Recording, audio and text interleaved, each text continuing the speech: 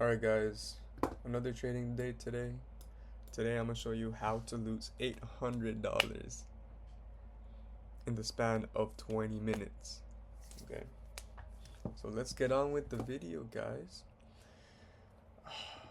It hurts, but calm shit. It happens. No. Okay, let's go on the higher time frame. On the high time frame, I was bullish. Okay, I woke up at like around like 7.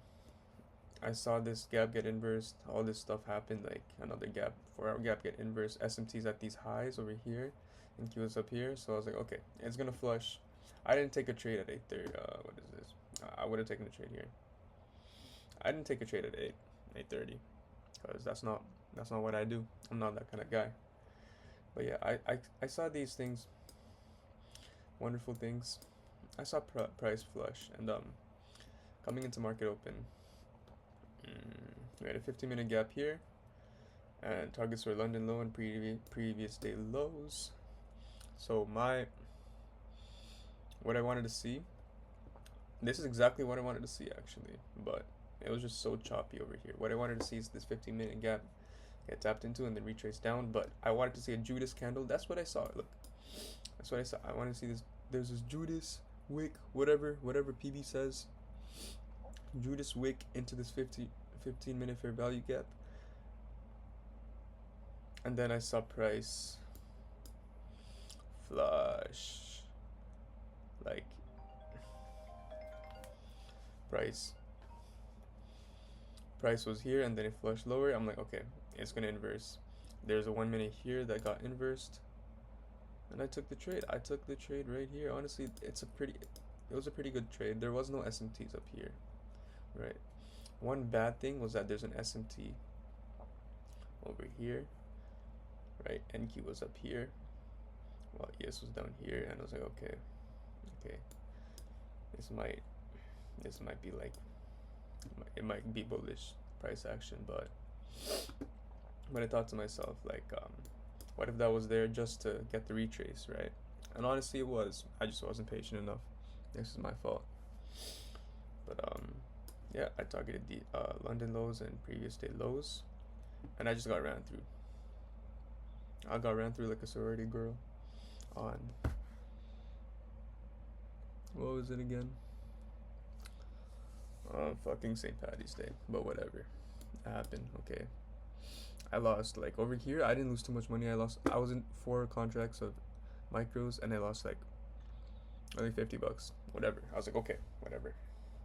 It wasn't a break even, but I was willing to take another trade, and that's exactly what I did on M&Q. Believe it or not. Right. So on M&Q, I actually ended up revenge trading. I was like, okay, if shorts didn't work, I'm gonna go long. I wanted to go long to this 30-minute fair value gap, which was also data highs, right?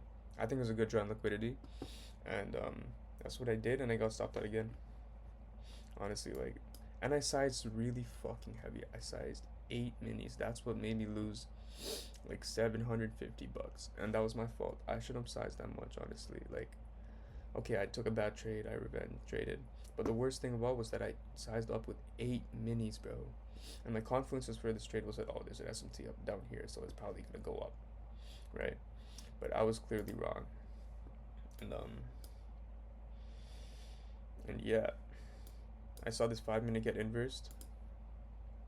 I was like, okay, we're gonna go up, but we never actually did. We went up a little bit, and then we dumped down with this Drake candle, hit my stop loss, and then hit my break even, and then started chopping again. So today was just a very improbable day. Honestly, I should have seen this coming. FOMC's at 2, and and price like dumped like fucking